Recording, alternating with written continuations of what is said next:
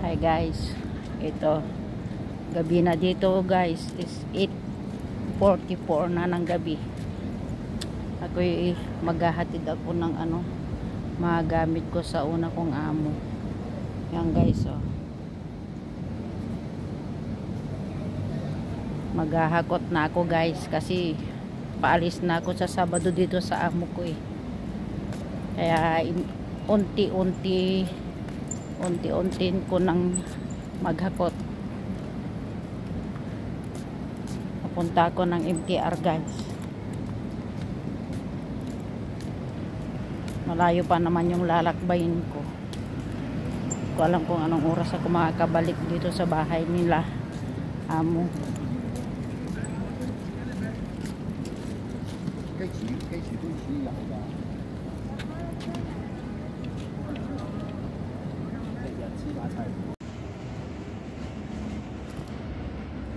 Guys, ito guys, nagpapak na ako.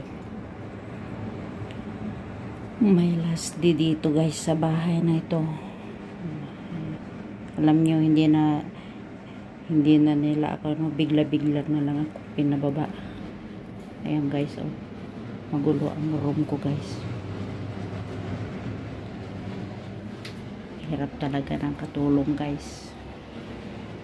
Pag sinabi ng amo na tsawla ka na.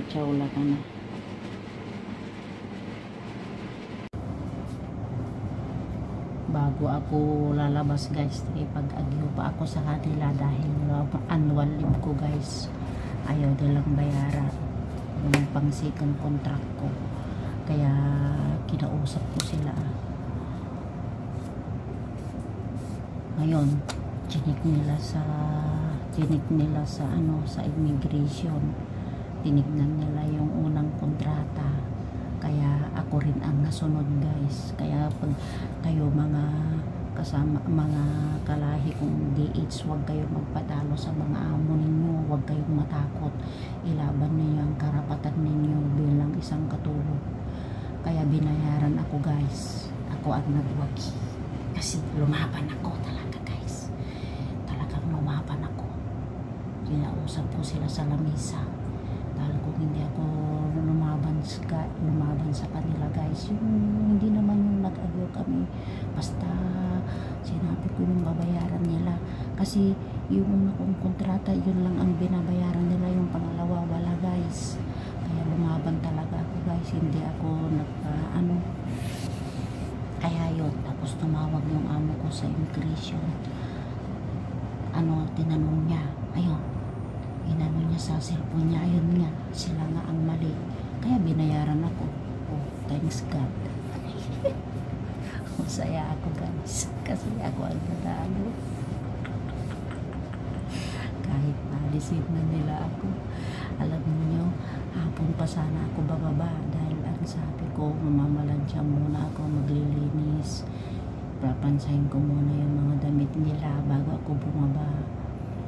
Tapos pagkagising nila, kinausap na ako ng amo kong lalaki. Sabihin niya bababa na ako, mag-impake na raw ako. Hindi nag-impake ako.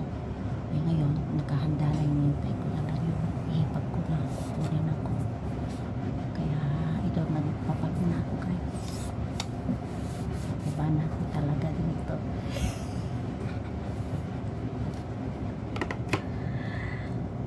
Nagkalat ang kwarto ko guys, nagkalat.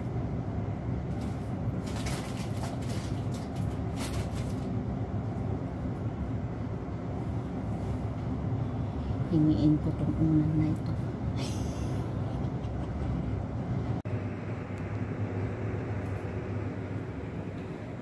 Mga gamit ko guys.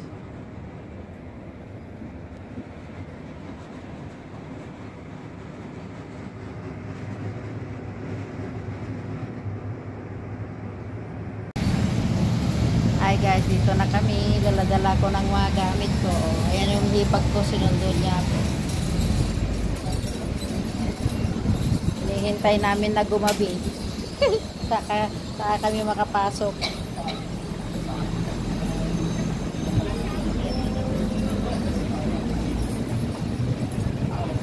May bakit ayang ka. Igid baybay kaya jay tilikod may.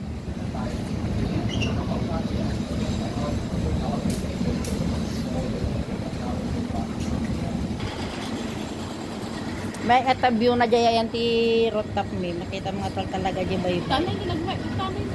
Hindi ti pangtanganan mi kin yung dyan ipi. Game. Plane.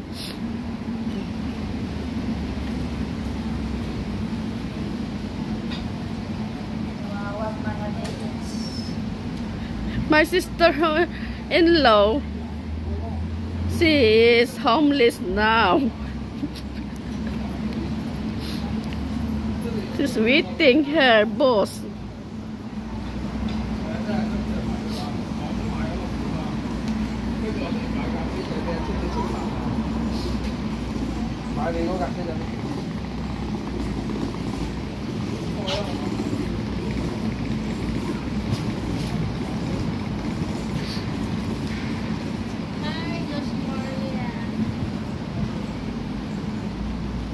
Ang hirap talaga ng OFW.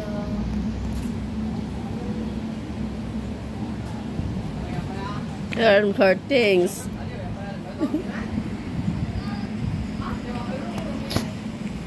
Datani pagkone kakaasimot pumanagnan nga gurora yun di may mga sabat kanyak piman. Grabe guys, gabi na dito pa kami andyan pa yung mga bagahe ko.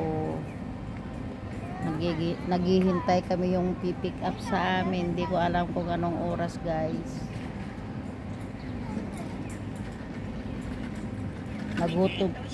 Nagutom na kami. Hindi pa kami kumain ng pananghalian, hindi pa kami kumain ng dinner.